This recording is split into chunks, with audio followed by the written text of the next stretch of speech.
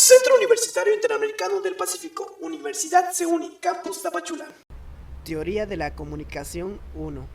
El término información suele ser confundido con el de comunicación, aclarando que estos conceptos son muy diferentes. La información es el conjunto de datos que se quiere dar a conocer. Por otro lado, la comunicación transmite dicha información. Ahí es donde se produce la duda o la confusión de ambos términos.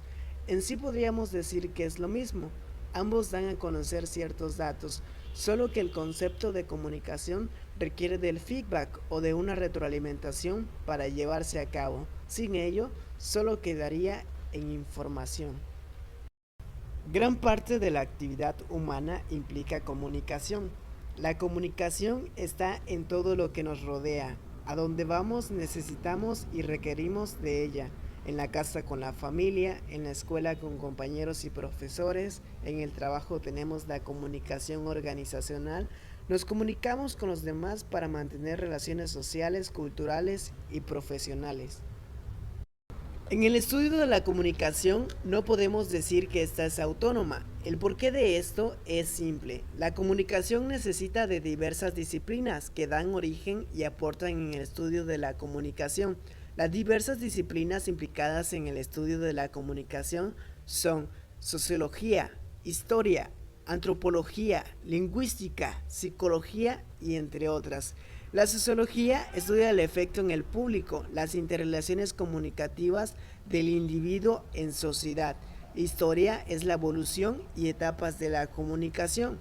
Antropología, conocimientos de los mecanismos del hombre. Lingüística, aplicación de los significados y del lenguaje. Psicología, estudia la conducta y los fenómenos mentales subyacentes de cada individuo. En la comunicación se encuentran diferentes formas, tipos y niveles de comunicación. En formas está la comunicación verbal y la no verbal. La comunicación verbal se transmite de forma oral o escrita, como cuando hablamos o mantenemos una conversación con una persona, o simplemente usar el medio escrito para comunicarnos. La comunicación no verbal es la que se transmite mediante señas, gestos o el simple lenguaje corporal. Un buen ejemplo de esta forma de comunicación puede ser que cuando mantenemos una conversación respondemos con alguna señal o algún gesto. Tipos de comunicación. En los tipos de comunicación son el medio en el cual se transmite alguna información. Dentro de ellos podemos encontrar la oral, la visual, escrita, simbólica, gestual y sonora. En los niveles de comunicación, los más importantes son la comunicación intrapersonal, la comunicación interpersonal y la comunicación masiva. La comunicación intrapersonal es la comunicación que tiene lugar dentro de cada individuo. Nos comunicamos con nosotros mismos cuando reflexionamos o valoramos decisiones. La comunicación interpersonal es la comunicación que tiene lugar en forma directa entre dos o más personas físicamente próximas. En esta existe una retroalimentación inmediata. La comunicación grupal es la comunicación que se da cuando un conjunto de personas conforman una unidad y la interacción entre ellos es para llegar a un fin. Comunicación organizacional es la comunicación que se da en una organización o en una empresa. Tiene características dominantes de la comunicación interpersonal. El flujo de comunicación es según la posición del poder o de la jerarquía.